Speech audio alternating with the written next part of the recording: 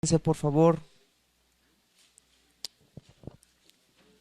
Vamos a leer, hermanos, versículo número 11 al versículo número 32 de manera alternada. Lucas capítulo 15, versículo 11 al 32 de manera alternada. Hermanos, por favor, ponga su teléfono en silencio, no esté entrando y saliendo. Si alguien, hermano, sugieres va a salir, póngale una silla atrás. Hermano, si usted va a salir por alguna razón, pues llévese su Biblia y atrás se queda para que pueda no distraer a los que están al frente. Dice la palabra de Dios, también dijo, un hombre tenía 2 hijos.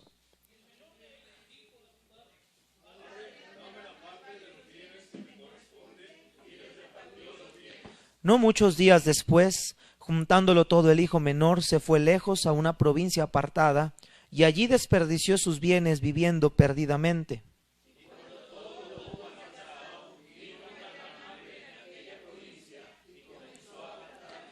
Y fue y se arrimó a uno de los ciudadanos de aquella tierra, el cual le envió a su hacienda para que apacentase cerdos.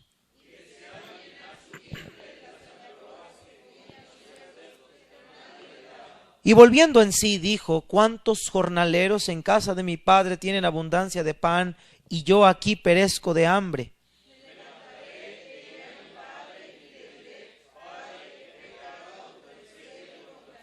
Ya no soy digno de ser llamado tu hijo, hazme como a uno de tus jornaleros.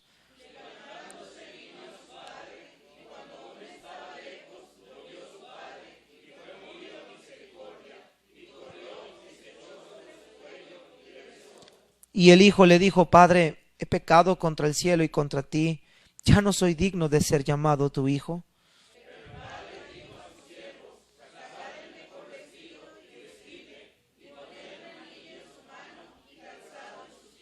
Y traed el becerro gordo y matadlo y comamos y hagamos fiesta.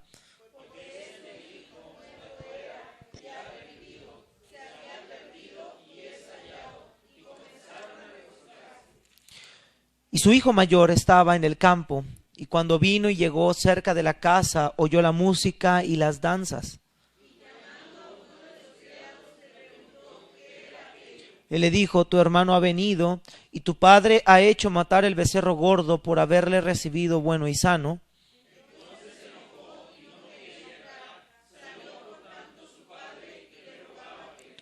Mas él respondiendo dijo al padre, he aquí tantos años te sirvo, no habiéndote desobedecido jamás, y nunca me has dado ni un cabrito para gozarme con mis amigos.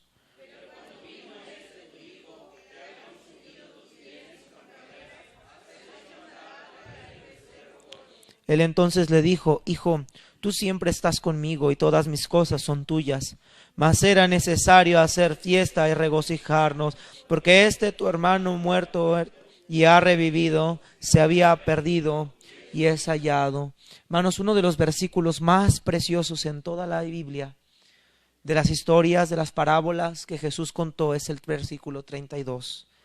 Me encanta lo que dice el Padre, mas era necesario hacer fiesta y regocijarnos porque tu hermano era muerto y ha revivido, se había perdido y es hallado.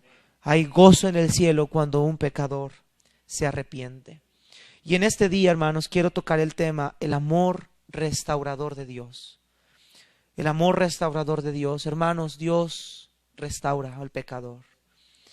Todos en algún momento hemos sido ese hijo rebelde que se ha ido por un tiempo, se ha apartado, ha malgastado su vida, su tiempo, ha malgastado, ha pecado, ha retrocedido.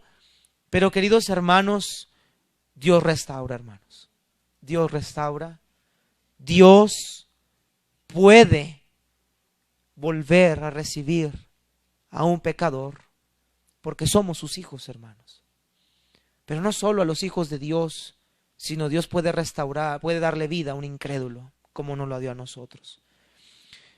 En el movimiento legalista están como los fariseos, como aquellos que pensaban que por una persona haber pecado ya no tenía el perdón. Y eso es lo que muchos legalistas piensan. Ya la regaste, adiós. Te equivocaste, estás desechado. Pero queridos hermanos, nuestro Dios es un Dios que le da vida a lo que está muerto. Nuestro Dios es un Dios que vuelve a darle vida a aquel que se arrepiente y cree en Él. Y quiero hablar de este tema, el amor restaurador de Dios. Padre, gracias por tu palabra, Señor.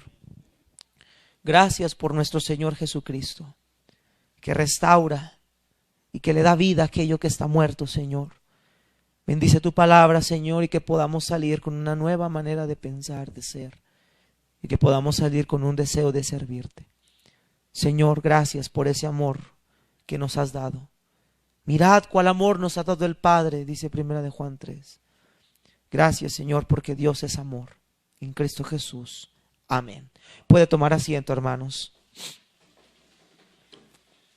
Quiero que veamos, hermanos, el contexto de por qué Jesús está utilizando estas parábolas. Utiliza 3 parábolas similares.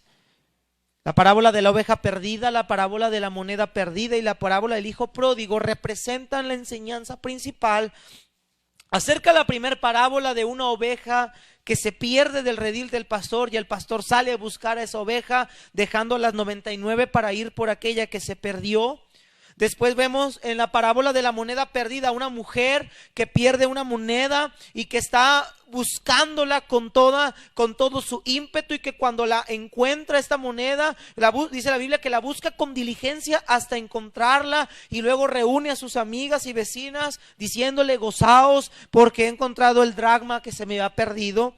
Y ahora Jesús le va a dar un giro completo a esta enseñanza sin perder de vista el propósito de lo que Él quiere enseñar, ahora manifestándolo a través de la historia, de una historia muy impactante acerca de un hijo que había perdido su herencia mucho antes de tiempo a un padre, lo cual era una tremenda rebeldía, era un tremendo, podemos decirlo así, era algo completamente equivocado lo que este muchacho estaba haciendo, era algo completamente innombrable.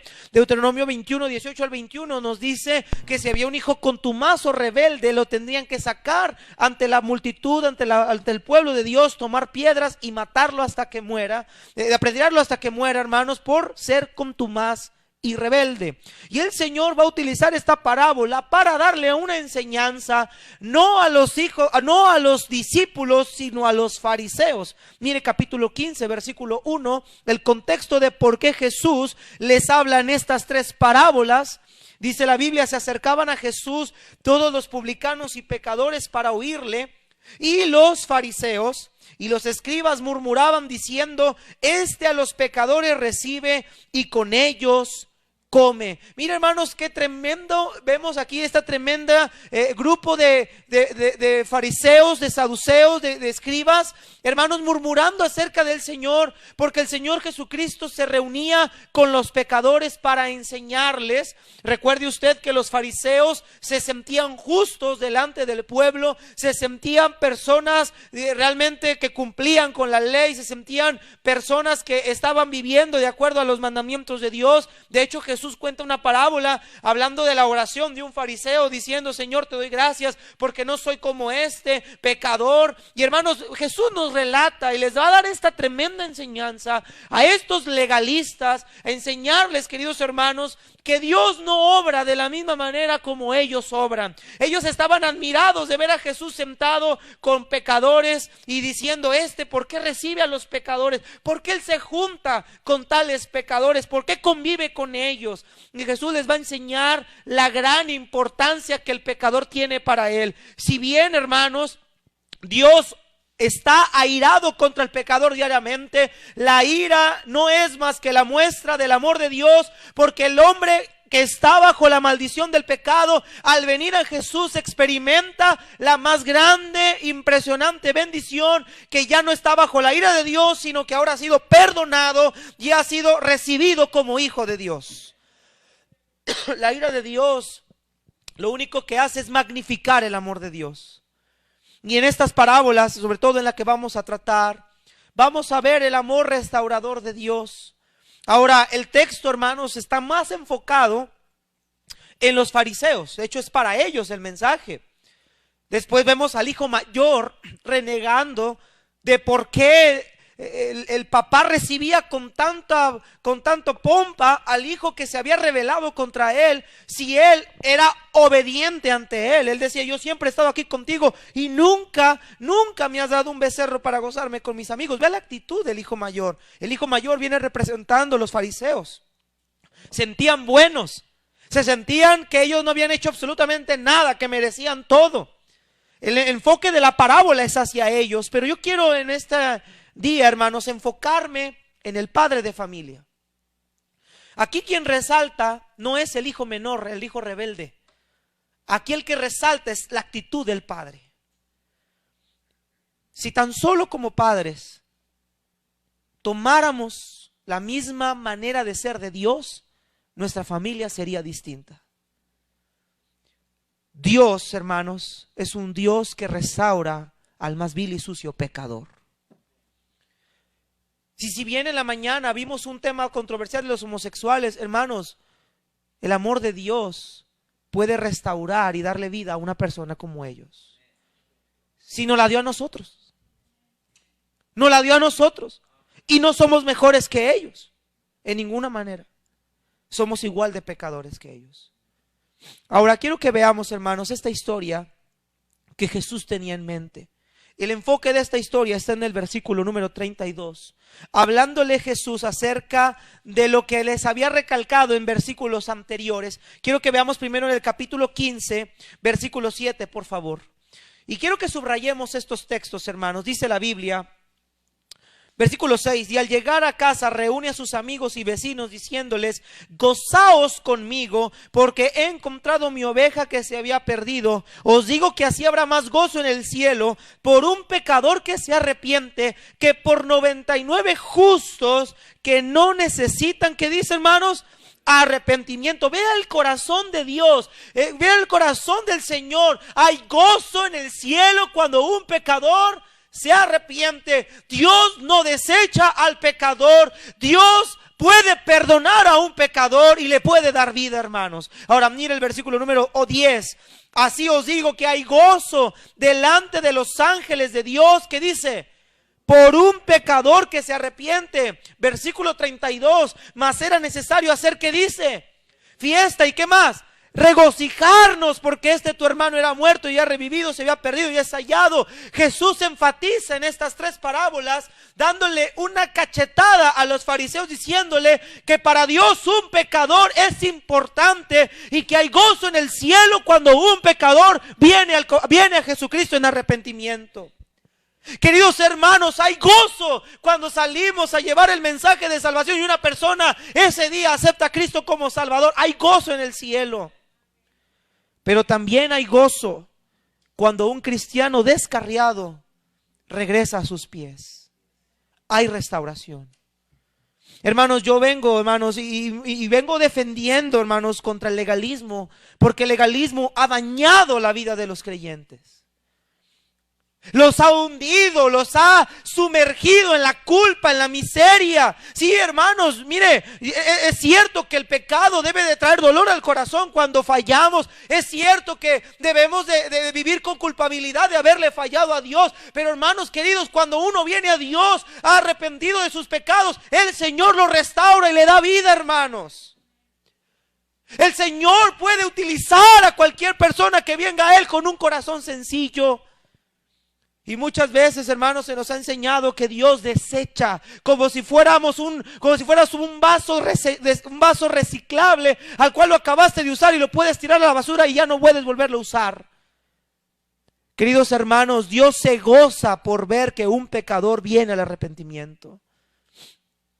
Y quiero que veamos, hermanos, en este día, ¿qué sucede cuando un pecador decide arrepentirse y regresar al Señor? ¿Cuál es la actitud que Dios utiliza cuando viene un pecador arrepentido? Miren en primer lugar Lucas capítulo 15, por favor, versículo 17 al 20. Primero que todo, hermanos, vemos el error, el pecado, versículo 11 al 15.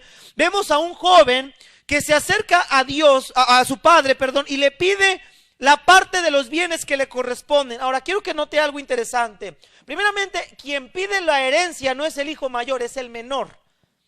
El Señor es muy claro en la parábola al hacer énfasis que no es el mayor el que pide la herencia, la pide el menor. Normalmente el primogénito, cuando el padre moría, el primogénito se encargaba de repartir la herencia y los bienes a sus hermanos por las partes iguales. Era el mayor el que tomaba la responsabilidad a la muerte del padre. Pero hermanos, vemos a un hijo menor, el menor de todos, llegar a su padre y pedirle la herencia que le corresponde a él por derecho. Ahora, hermanos, esto fue en Israel una de las más grandes ofensas ante la sociedad, ante la familia y ante cualquier persona en Israel, porque era esa actitud de pedir la herencia antes de tiempo como pedir la muerte de su propio padre. No estamos hablando de que solamente pidió una herencia y se acabó. Estamos hablando de que el hijo estaba prefiriendo ver a su padre muerto por tener esa herencia. Era una gran ofensa. Y no solo era una ofensa para el papá o para la familia directa, era una ofensa ante toda la nación de Israel. Ahora no vemos al padre pelear con el hijo menor por la herencia. No vemos al padre intentando hacerlo entrar en razón. Dice la Biblia que el padre le dio la parte de los bienes que le corresponde. Muchas veces cuando un cristiano quiere alejarse de Dios, el Señor le va a decir: ve, pero mira hermanos, este hijo menor se fue, pero dice la Biblia que malgastó su dinero viviendo perdidamente y después se quedó sin nada. Jesús claramente dejó dicho en su palabra: separados de mí, nada podéis hacer. Y vemos a este hijo, queridos hermanos, alejarse de su padre con esa herencia y la malgastó toda. Normalmente cuando un hijo recibía una herencia, tenía la responsabilidad de hacer incrementar esos bienes de su padre aunque él estuviera fallecido, para levantar ese renombre ante la sociedad de Israel y tener un nombre y seguir con los negocios de su padre. Este hombre menor no lo hizo. Este hombre menor malgastó todo el trabajo de su padre viviendo perdidamente. La ofensa fue más grande todavía. Pero vemos aquí el Señor, versículo 17 al versículo número 20. Y volviendo en sí, dijo: ¿cuántos jornaleros en casa de mi padre tienen abundancia de pan y yo aquí perezco de hambre? Me levantaré e iré a mi padre y le diré: Padre, he pecado contra el cielo y contra ti, ya no soy digno de ser llamado tu hijo, hazme como uno de tus jornaleros. Y levantándose vino a su padre, y cuando aún estaba lejos lo vio su padre y fue movido, ¿qué dice, hermanos?, a misericordia, y corrió y se echó sobre su cuello. ¿Y qué dice, hermanos?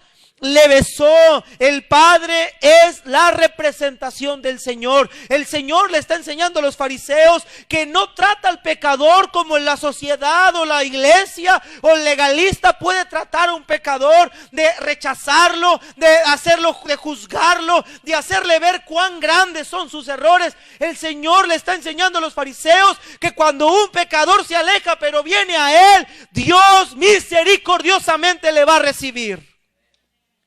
Y hermanos, en primer lugar, lo que Dios quiere enseñarnos aquí, el amor de restaurador de Dios, es que Dios perdona cuando alguien se sale de su voluntad y regresa a Él. Hermanos, en Dios hay perdón. En Cristo hay perdón de pecados. Y vemos a este hombre, hermanos, mire, este joven regresó a su casa sin nada, regresó golpeado de afuera, regresó completamente diferente a como se había ido, regresó, hermanos, en humillación, deseando trabajar como un jornalero.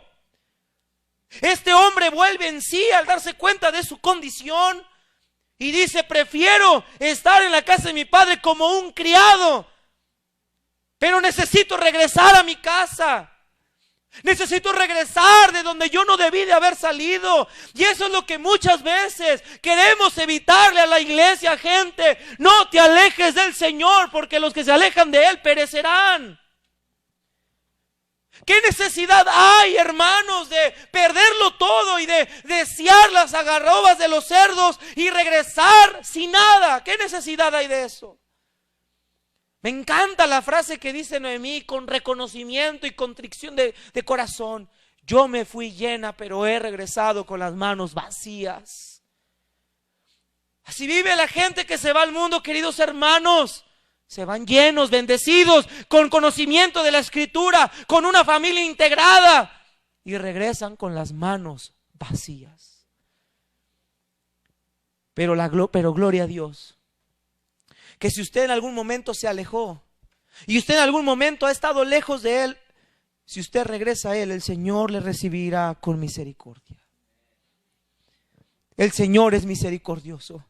El Señor es compasivo. Ahora analicemos, hermanos, lo que hizo este padre. El padre de familia realiza 5 acciones específicas de un acto de perdón para su hijo. En primer lugar, mire ahí, versículo número 18, 19.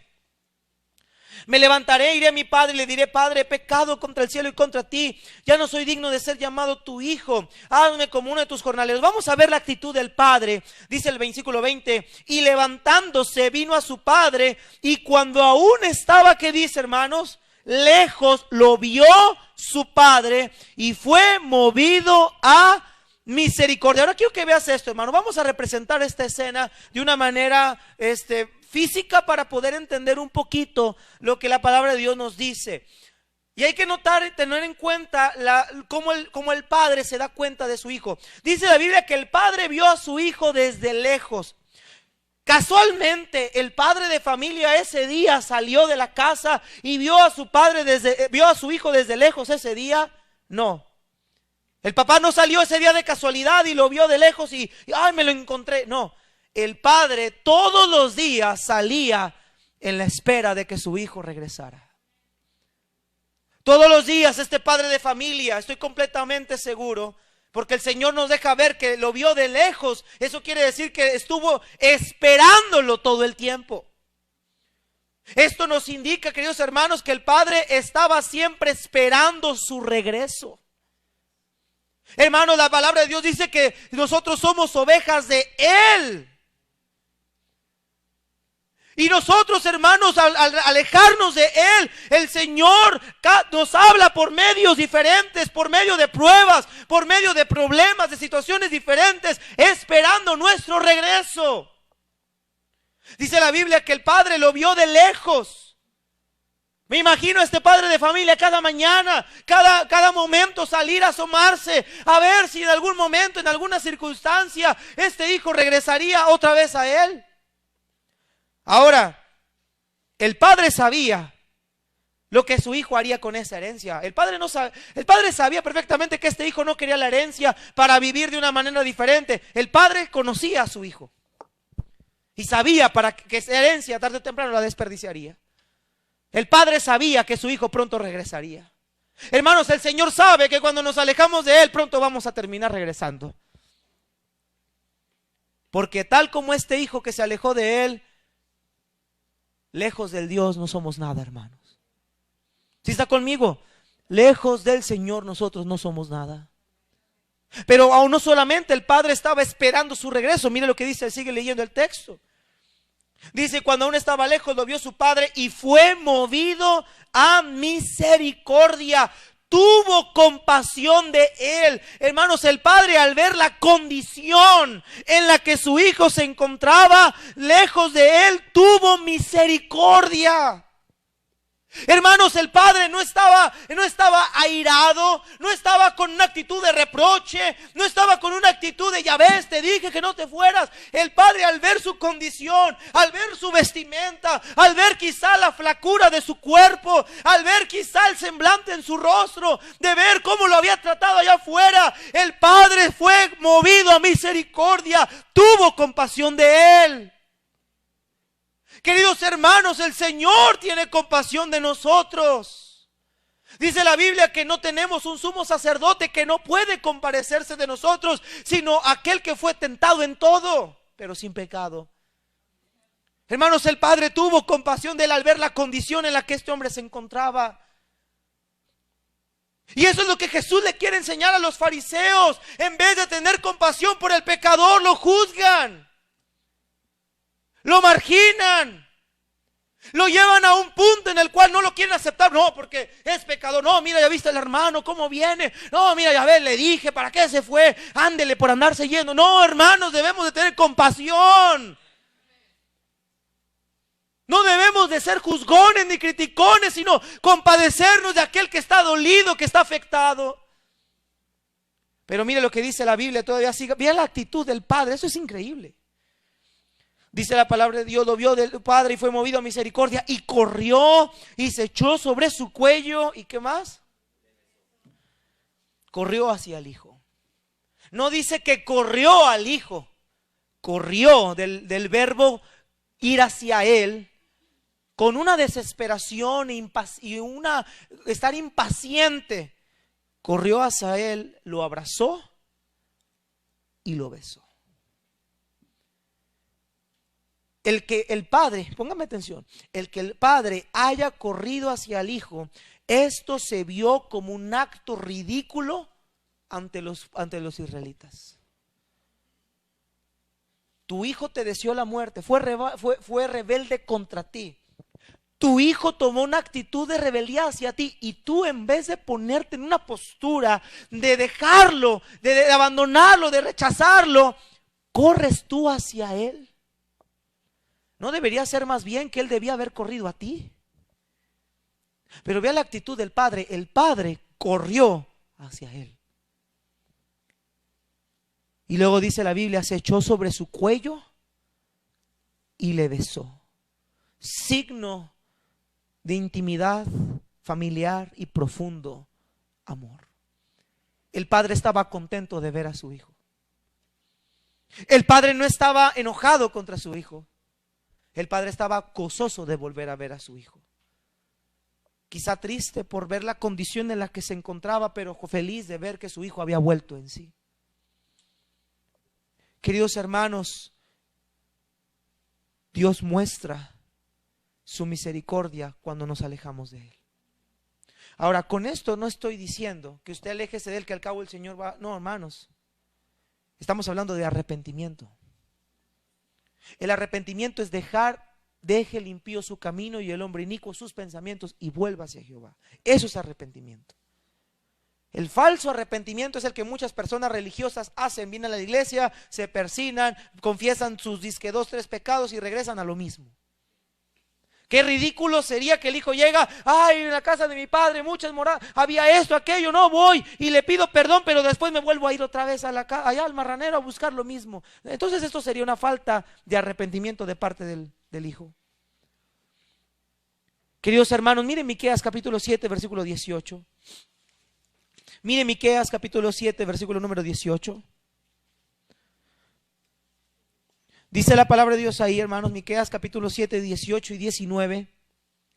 Dice la escritura, ¿qué Dios como tú? Vea la pregunta que hace el profeta, ¿qué Dios como tú? ¿Acaso habrá algún otro Dios como el que tenemos, que perdona la maldad y olvida el pecado del remanente de su heredad? No retuvo para siempre su enojo, porque se deleita en misericordia. Él volverá a tener misericordia de nosotros, sepultará nuestras iniquidades y echará en lo profundo del mar todos nuestros pecados. Dios perdona la maldad y extiende su perdón.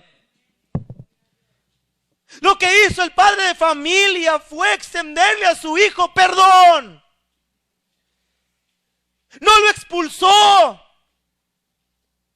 no lo echó fuera. Hermanos amados, si tú te has alejado del Señor, vuelve a Él y extiende. Hay perdón para ti, hay restauración para ti. Ahora analicemos Miqueas. Mire lo que dice, que Dios como tú que perdona la maldad. El término perdona la maldad, la palabra perdonar quiere decir cancelar una deuda. Hermanos, delante de los ojos de Dios, esa deuda ha quedado suspendida. No hay intereses que pagar. ¿Sí me está oyendo, hermanos? Dios no es una gotera continua, recalcando y recalcando y recalcando y recalcando y recalcando lo que hicimos. Y lo que hiciste y mira lo que hermanos, no, el Señor cancela la deuda. Voy a hablar en términos que muchos de ustedes van a entender y quisieran, ay, ojalá y fuera mi caso. Ya no están en el buró de crédito. Ya ve cómo todos me entienden. Ya no estás en el buró de crédito. Ya no estás en la lista negra de deudores. Ya no va a haber alguien que te va a desalojar de tu casa. Ya no hay deuda. El Señor perdona la maldad. Hermanos, Cristo cuando murió en la cruz, su sangre eliminó todos nuestros pecados.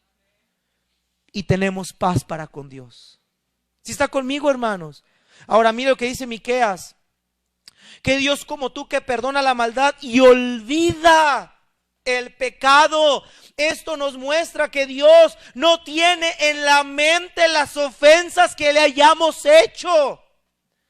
La palabra olvidar no es amnesia, no es de que, ay, como que un golpe y no supe qué pasó. No, el Señor ha decidido no traer en su memoria nuestros pecados porque la sangre de Cristo los ha cubierto, los ha eliminado. Y el Señor no nos ve como si fuéramos unos viles y sucios. El Señor nos ve como sus hijos.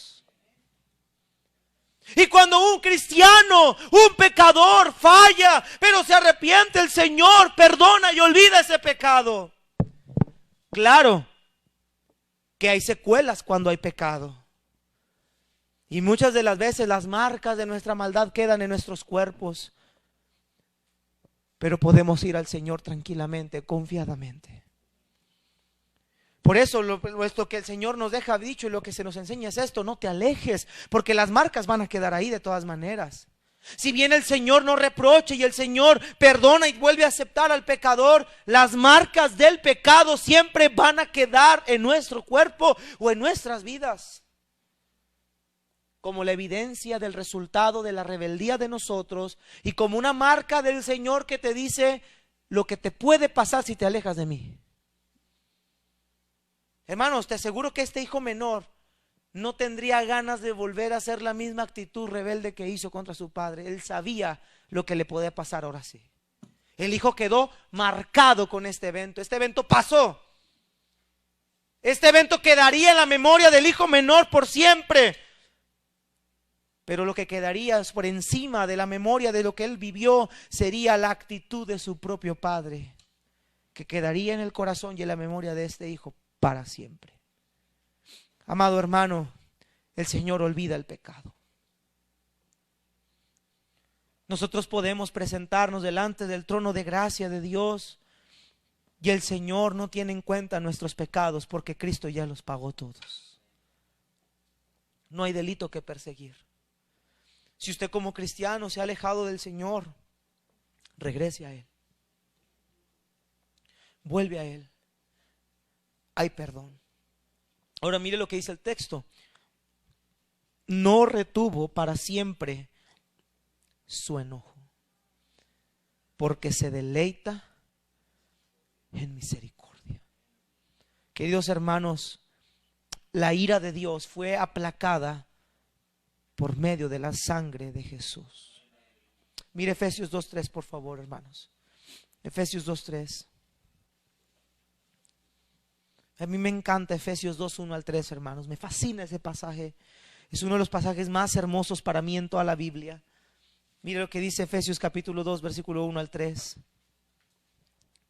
Dice la Biblia: y Él os dio vida a vosotros cuando estabais muertos en vuestros delitos y pecados, en los cuales anduvisteis en otro tiempo, siguiendo la corriente de este mundo, conforme al príncipe de la potestad del aire, el espíritu que ahora opera en los hijos de desobediencia, entre los cuales también todos nosotros vivimos. ¿Qué dice? En otro tiempo, en los deseos de nuestra carne, haciendo la voluntad de la carne y de los pensamientos, y éramos, nota el tiempo pasado, éramos por naturaleza hijos de ira, lo mismo que los demás. Pero Dios, que es rico en ¿qué, hermanos?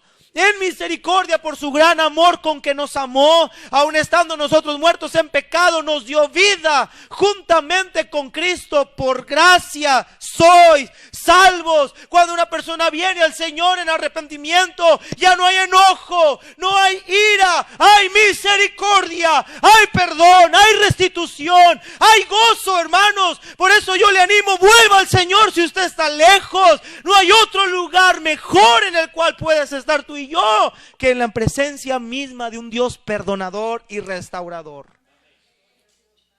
Hermanos, Dios es tan bueno con nosotros. Nos retuvo para siempre su enojo. Quien nos acusa, quien pone el recuerdo en la mente de nosotros, es el acusador, Satanás. Y él trata de hacer ver a una persona y bueno, hermanos, a mí me han llegado pensamientos así: Dios ya no te va a perdonar, esto ya no tiene perdón, eres un miserable, Dios ya no te puede usar, eres una basura, eres un inservible, ya no sirves para nada, mira lo que has hecho. Queridos hermanos, en Cristo hay perdón. Y vuelvo a recalcar lo mismo que dije al principio: un verdadero arrepentimiento. Hay perdón. Cuando digo un verdadero arrepentimiento, me refiero a que ese cristiano está dispuesto a no volver a regresar al pecado. Dios siga leyendo ahí el pasaje. Miqueas: no retuvo para siempre su enojo, porque se deleita en misericordia. Él volverá a tener misericordia de nosotros. Sepultará nuestras iniquidades y echará en lo profundo del mar todos nuestros pecados. Hermanos, sin duda ya no hay pecado delante de su presencia, sino solamente gracia por la sangre de Jesucristo. Queridos hermanos, sepultará nuestras iniquidades. Hermanos, qué bendición es saber que a pesar de ser lo que somos y de vivir como vivimos, el Señor misericordiosamente nos da una oportunidad. Por esta razón, hermanos, yo siempre digo una cosa, y que tenga cuidado: no juegue con la gracia de Dios. El que Dios perdone y restaure a un pecador no quiere decir que podemos vivir en el pecado. Por eso Pablo lo aclara en Romanos 6:1: perseveraremos en el pecado para que la gracia abunde. En ninguna manera. Y Pablo dice: ¿por qué no? Porque los que han muerto al pecado, ¿cómo viviremos aún en él? Mira, hermano, yo conozco mucho cristiano, y me da una tristeza, pero conozco muchos cristianos, o disques cristianos, porque la verdad es que sus frutos no dan un buen testimonio, que dicen estar arrepentidos cuando la riegan, pero la siguen regando y regando. Estoy arrepentido, pastor, vengo por restauración, y quieren que en la iglesia haya restauración, y quieren que la gente tenga de él misericordia y piedad, pero nunca ha dejado su camino pecaminoso. Déjeme decirle a esas personas: para ellos no hay perdón. Mientras no haya arrepentimiento genuino, no hay perdón. Lo que detona el perdón de Dios es el arrepentimiento. Si no, Jesús claramente le dijo a los fariseos: este pueblo de labios me honran. Pero al Señor no le importaban los labios. Él dijo: pero su corazón está lejos de mí. Ahora, ¿cómo Jesús llegó a esa conclusión? Jesús dijo: en vano me honran porque tienen por estima sus tradiciones antes que mis leyes. ¿Cómo se da cuenta el Señor, o cómo sabe el Señor cuando realmente una persona de labios le honra y su corazón no? Porque está por encima su pecado antes que una vida piadosa. Amados hermanos, en Cristo hay perdón y restauración cuando hay un verdadero arrepentimiento. Mire Isaías también 55 versículo 7. Isaías capítulo 55 versículo número 7. Queridos hermanos, si usted se ha alejado del Señor, todavía es tiempo de volver a Él. Todavía es tiempo de regresar a Él. Pecador, que usted no conoce a Cristo como Salvador, que usted no tiene la seguridad de su salvación, venga a Cristo. Él perdona sus pecados. Él transforma su vida.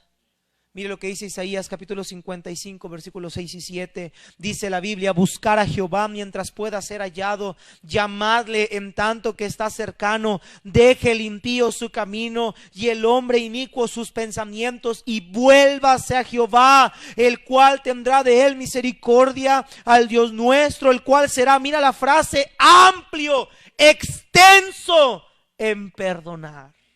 Hermanos amados, escúchenme, no hay límites de la misericordia de Dios.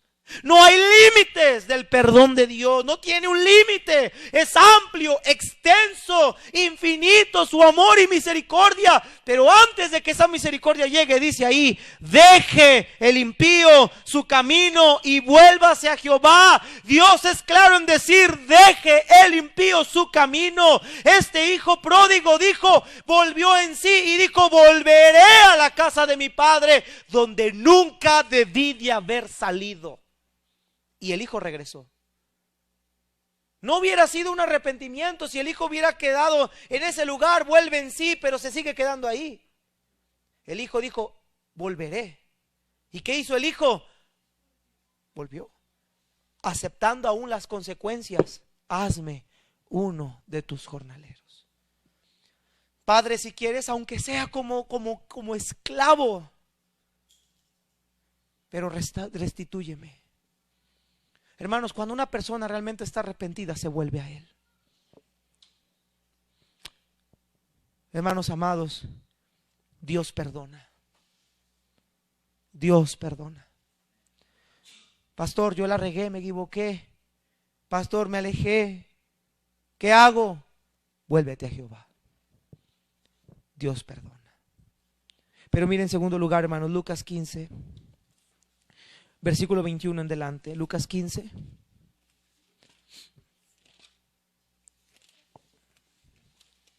Lucas capítulo 15, versículo 21 y 22.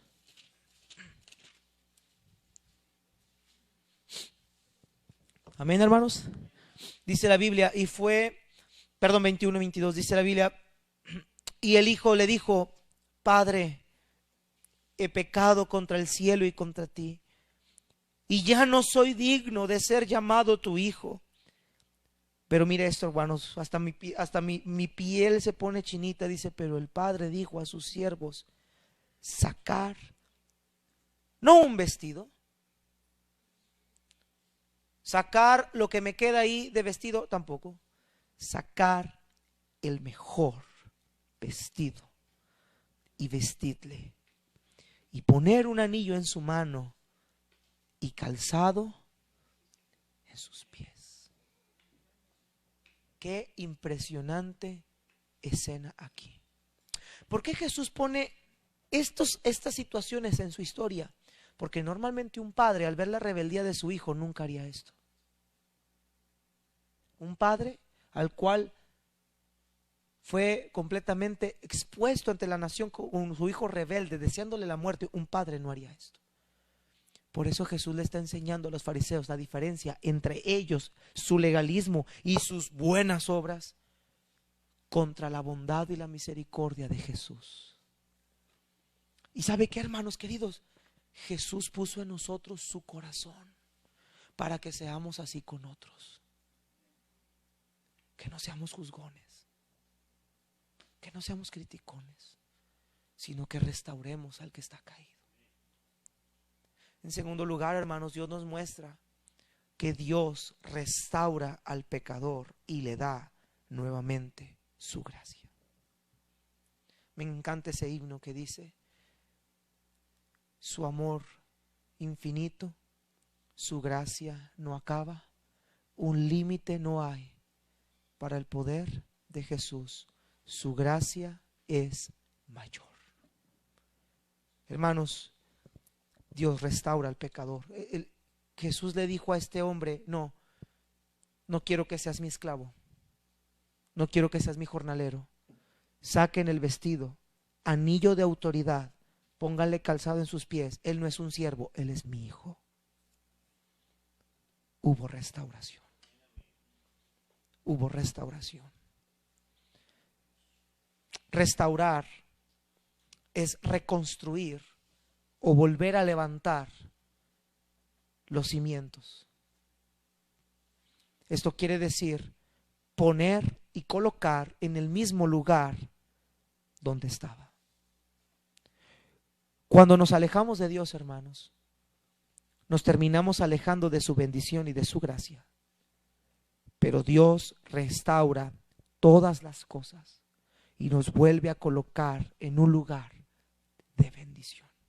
Mire Deuteronomio 30, por favor. Deuteronomio 30, versículo 1 al 3. Deuteronomio 30, versículo 1 al 3.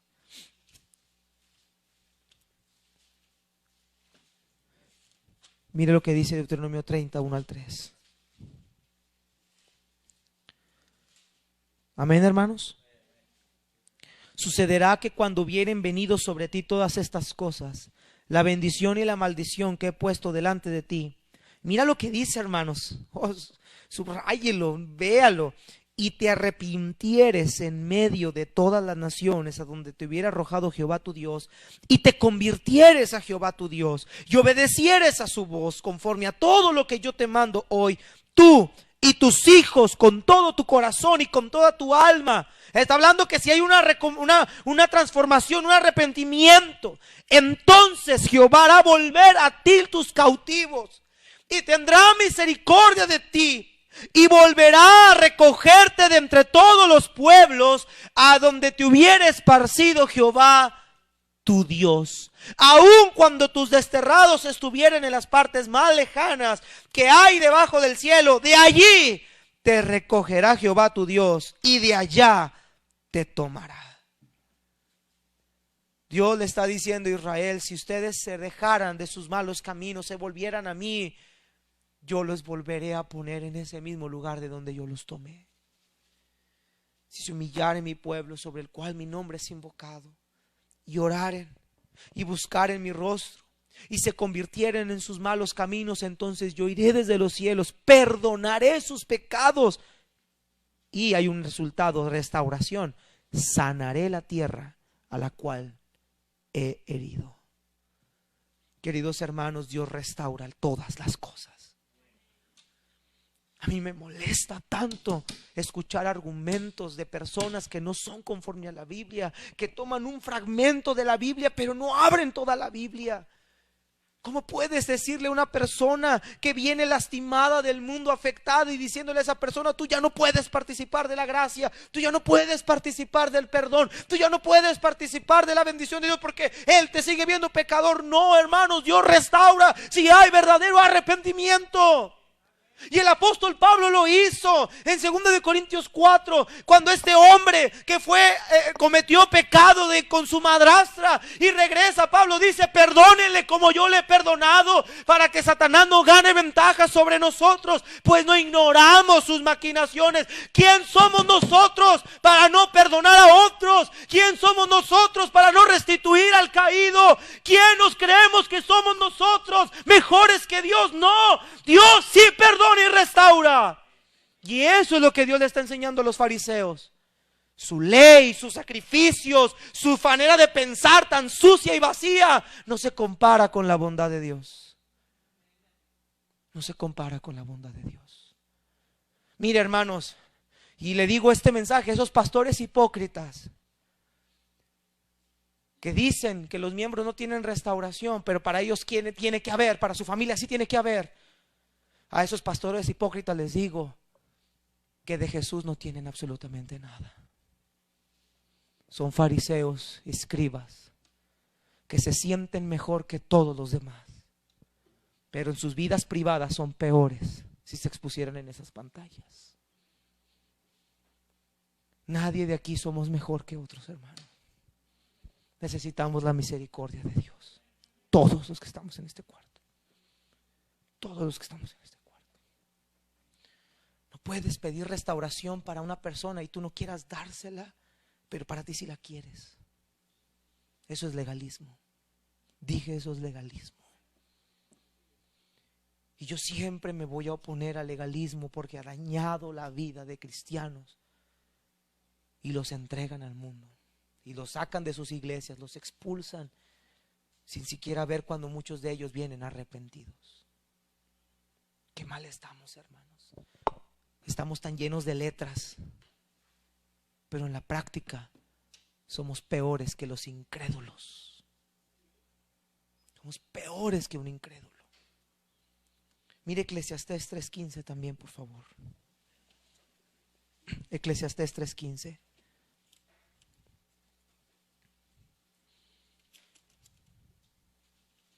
Eclesiastés 3:15.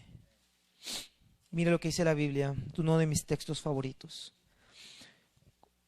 Una vez yo fui a consejería con pastor ahí en San Luis Potosí, hermano Víctor, y hablé con él de algunos temas personales en mi vida que yo como cristiano había hecho.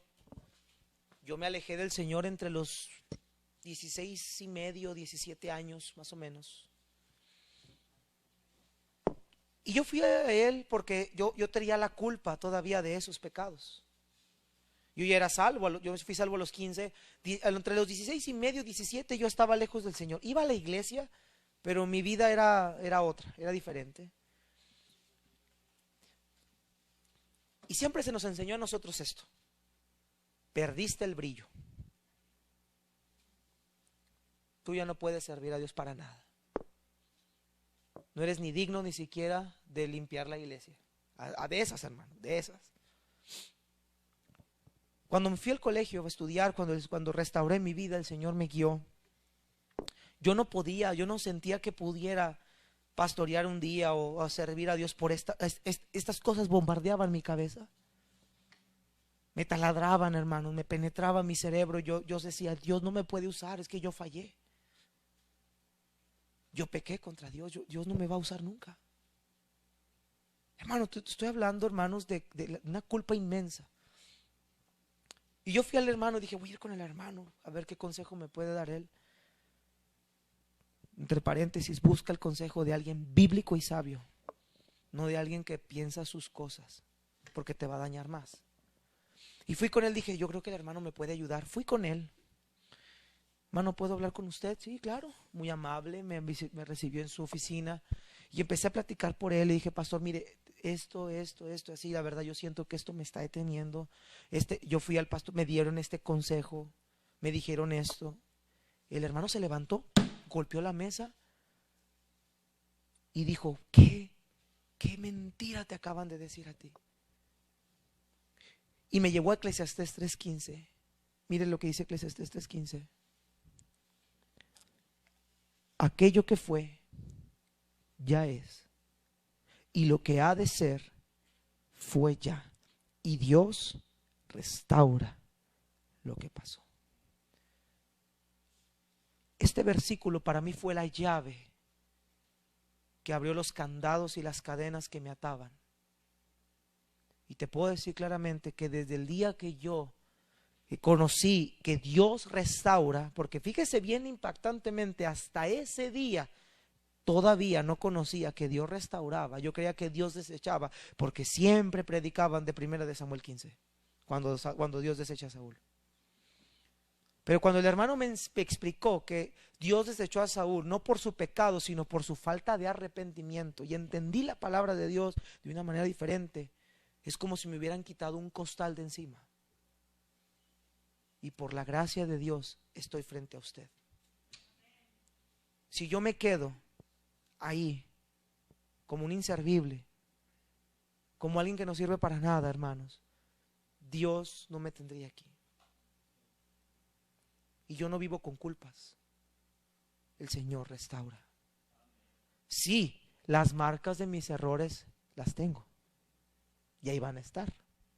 Están en mi cuerpo.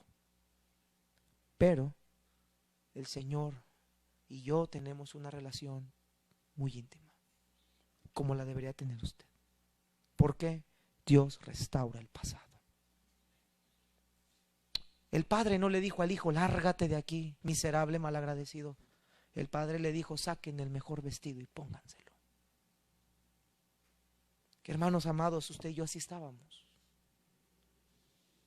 Y el Señor sacó el mejor vestido y nos puso ropas de gala. Somos nación santa, real sacerdocio, pueblo adquirido por Dios. Vea hasta dónde nos puso el Señor. De ser esclavos del pecado a ser hijos del Rey de Reyes y Señor de Señores. La magnitud del amor de Dios. La magnitud de la restauración de Dios. Dios, al restaurar a un creyente, lo puede volver a usar para su honra y gloria. Mire Jeremías 15, por favor. Jeremías 15, versículo 19. Jeremías 15, 19. Jeremías 15, 19. Por tanto, así dijo Jehová, si te convirtieres, yo, ¿qué dice? Yo, no dice yo te desecharé. Dice así, en alguna Biblia de ustedes dice así, yo te desecharé. Si te convirtieres, ¿qué va a pasar? Yo te restauraré y delante de mí estarás. Y si entresacares lo precioso de lo vil, serás como mi boca. Conviértanse ellos a ti, tú no te conviertas a ellos. Si te convirtieres a mí, yo te restauraré.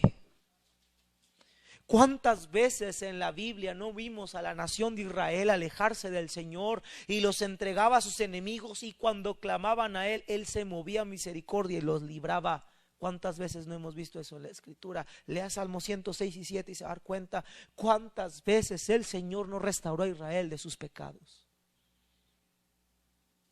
Queridos hermanos, tú estás alejado, regresa a Él.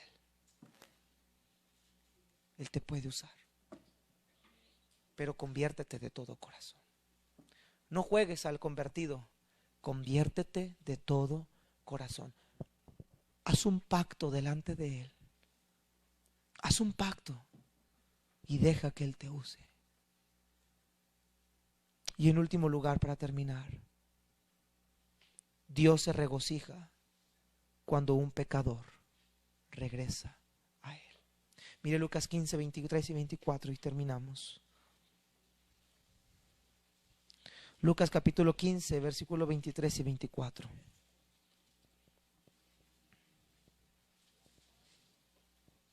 Amén, hermanos. Dice la palabra de Dios, y traed el vestido, dice, pero el padre dijo a sus siervos, sacar el mejor vestido y vestidle, y poner un anillo en su mano y calzado en sus pies, y traer el becerro gordo y matadlo, y comamos y hagamos fiesta, porque mi hijo muerto era y ha revivido, se había perdido y es hallado. Y comenzaron a ¿qué? Wow. ¿Comenzaron a qué, hermanos?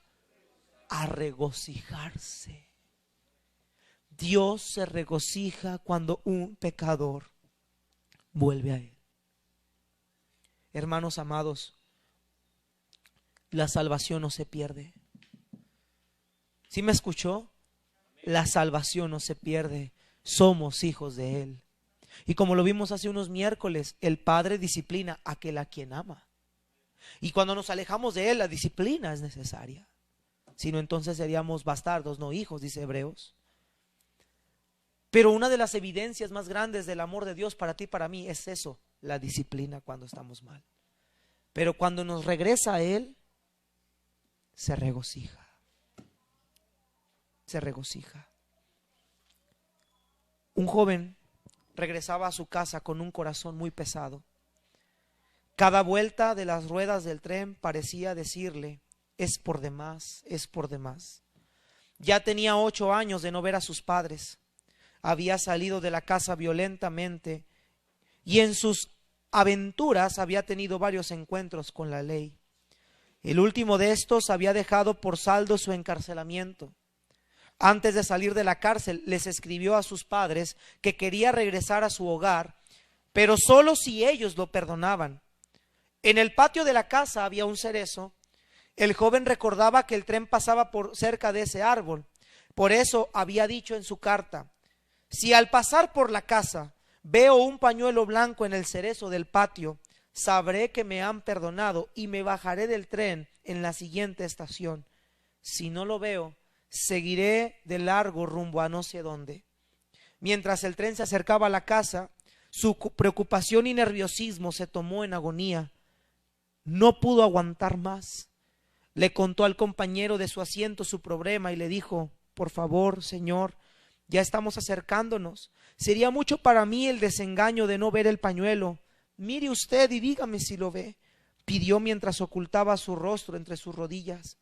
Al paso de unos 4 kilómetros el hombre exclamó, mira, no hay un pañuelo en el cerezo nada más, sino que hay decenas y decenas de pañuelos El cerezo está lleno de pañuelos. Pasmado, el joven miró por la ventana y vio que docenas de pañuelos cubrían por completo el cerezo. El perdón de sus padres no tenía medida. Había sido total, completo, perfecto.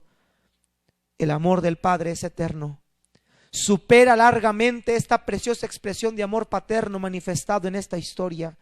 Dios tiene para cada pecador arrepentido no solo un árbol lleno de pañuelos, sino un corazón rebosante de perdón y de gozo por su regreso. No hay un árbol de pañuelos, es un corazón lleno de misericordia y de gracia. ¿Está usted alejado del Señor? Hoy es día de venir a Él. Esta enseñanza nos ayuda a entender primero también a comportarnos como el Señor se comportó. Y así debemos también de ser con nuestros hijos. Y así debemos de ser también con nuestra esposa. Y así debemos de ser también con otros. Dios restaura al pecador. Puedes venir a Él en este día. Puedes reconciliarte con Él este día. Padre Celestial, gracias, Señor, por tu palabra.